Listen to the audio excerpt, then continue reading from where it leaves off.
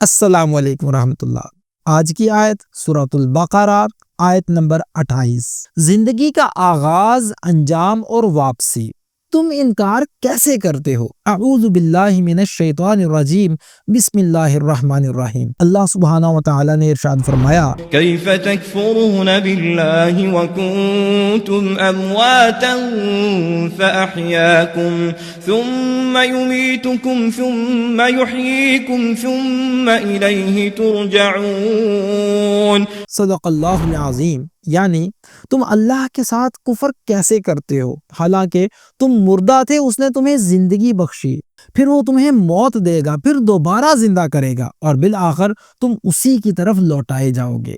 یہ آیت منکروں کے ضمیر کو جھنجھوڑتی ہے۔ انسان نہ صرف خالق کا انکار کرتا ہے بلکہ اپنی حقیقت سے بھی غافل ہو چکا ہے۔ اللہ یاد دلاتا ہے، تم پہلے کچھ نہ تھے، زندگی دی گئی، زندگی تمہاری ملکیت نہیں، عطا ہے، واپس لے لی جائے گی۔ زندگی کا مکمل سائیکل خالق کی قدرت کا شاہکار۔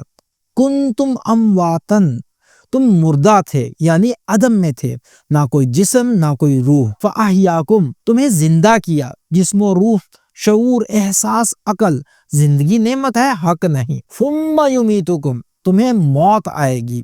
یہ اللہ کا وعدہ ہے، طے شدہ حقیقت، کسی انسان کا ذاتی اختیار نہیں۔ ثم یحییکم، دوبارہ زندہ کرے گا، قیامت کا دن، حساب و کتاب کی تیاری۔ ثم الیہ ترجعون، واپسی اللہ ہی کی طرف ہے، نہ جج بدلے گا نہ عدالت، فیصلہ صرف اللہ سبحانہ و تعالی فرمائے گا۔ آج کی دنیا میں اس آیت کی صدائے حق، سوالات جو یہ آیت جگاتی ہے، میں کہاں سے آیا ہوں، میرا مقصد کیا ہے، واپسی کس طرف ہے، یہ آیت اس کا سب سے سچا جواب ہے۔ دو زندگیاں، دو موتیں، سورہ غافر۔ عالم ارواح کے بعد نیند جیسی بے شعور حالت۔ پہلی زندگی دنیاوی زندگی، دوسری موت دنیاوی موت۔ دوسری زندگی قیامت کے دن اٹھایا جانا، زندگی امتحان، موت دروازہ، آخرت اصل انجام۔ عملی طور پر ہم اس آیہ مبارکہ کو اپنی زندگی میں کیسے لا سکتے ہیں؟ زندگی کو اپنی ملکیت نہ سمجھو، یہ امانت ہے۔ ہر عمل کو ایسے کرو جیسے کل اللہ کو جواب دینا ہے۔ کفر اور غفلت چھوڑ دو، موت کو یاد رکھو، وہ قریب ہے، یقینی ہے اور تمہیں اللہ کے سامنے کھڑا کرے گی۔ قرآن کو زندگی کا دستور بناؤ تاکہ موت کے بعد نجات کا ذریعہ بنے۔